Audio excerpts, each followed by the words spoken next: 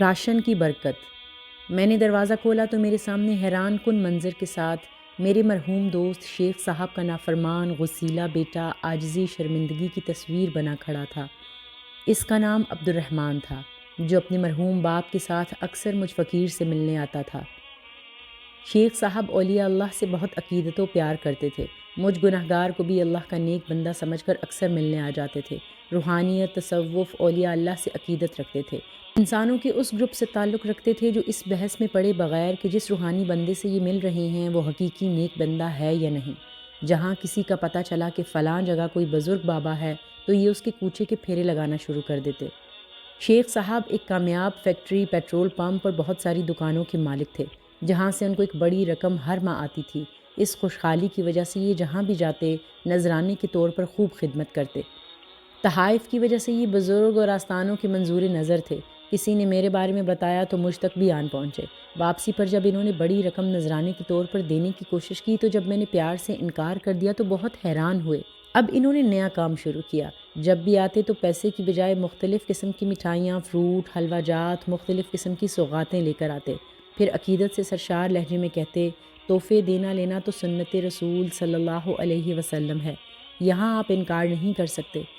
میں شیخ صاحب کی دریا دلی سخاوت دیکھ کر اکثر پوچھتا، شیخ جی میں اپنی زندگی میں پہلی بار خدا کا کرشمہ دیکھ رہا ہوں کہ شیخ صاحب اپنی حلال کی کمائی بے دردی سے دوسروں پر لٹا رہے ہیں۔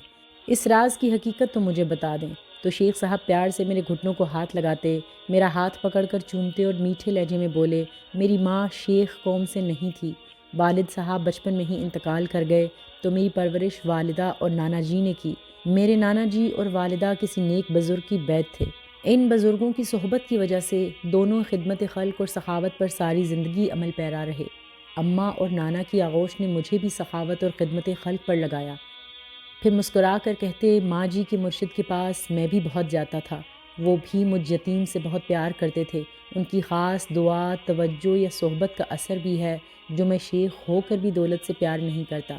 شیخ صاحب کے ساتھ چند ملاقاتوں میں ہی ہم دونوں ایک دوسرے کے قریب آ گئے۔ ایک دن کہنے لگے، پروفیسر صاحب میں آپ کا بیعت ہونا چاہتا ہوں۔ میں مسکرا کر بولا، شیخ صاحب یہ اعزاز آپ مجھے کیوں عطا کرنا چاہتے ہیں؟ تو بولے، میں پچھلی چند ملاقاتوں میں جان گیا ہوں کہ آپ دنیاوی بابوں میں سے نہیں ہو۔ میں آپ کو ہر قسم کا لالچ دے کر بھی دیکھ چکا ہوں، پھر آپ کے پاس گھنٹوں گزارتے ہوئے آپ کے پاس آنے والے ملاقاتیوں کا بھی بغور مشاہدہ کر چکا ہوں۔ آپ واقعی پیسے کا لین دین نہیں کرتے، ورنہ میں جو ساری زندگی نام نہاد بزرگوں کے پاس جاتا رہا، وہاں پر چند ملاقاتوں کے بعد ہی نظر آ گیا کہ لوٹ مار کے کون سے اوپن اور خفیہ طریقے ہیں جن سے غریب ضرورت مندوں کو لوٹا جا رہا ہے۔ پروفیسر صاحب اب میں نے دوسرے بابوں کے پاس جانا کم کر دیا ہے، آپ کے پاس آنے کو بہت دل کرتا ہے۔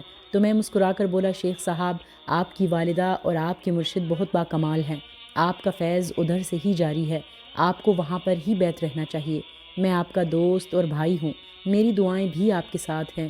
اس طرح میری شیخ صاحب سے دوستی اور بھائی چارے کا رشتہ استوار ہو گیا۔ وہ جس شہر بھی جاتے وہاں کی مشہور سوغات میرے لیے ضرور لاتے۔ میں بھی ان کی کمپنی بہت انجوائے کرتا، کیونکہ وہ اصلی اولیاء کرام کے عاشق اور ماننے والے تھے، خدمت خلق سے سرشار، انسانوں سے پیار اور محبت کرنے والے۔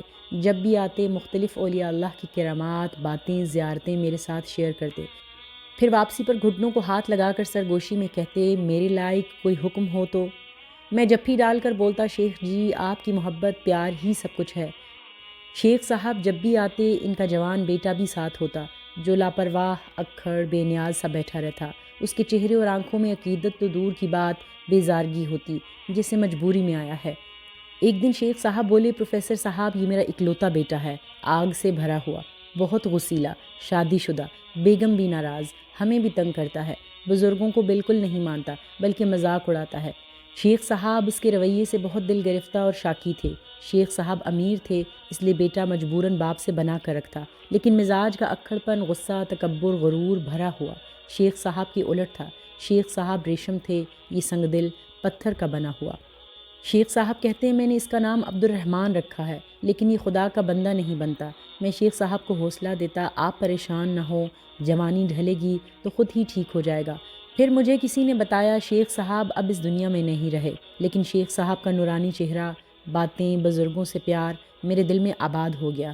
آج شیخ صاحب کا وہی اکھڑ غسیلہ بدمزاج بیٹا بدلے ہوئے روپ میں عاجز سر جھکائے شرمندہ سا میرے سامنے کھڑا تھا۔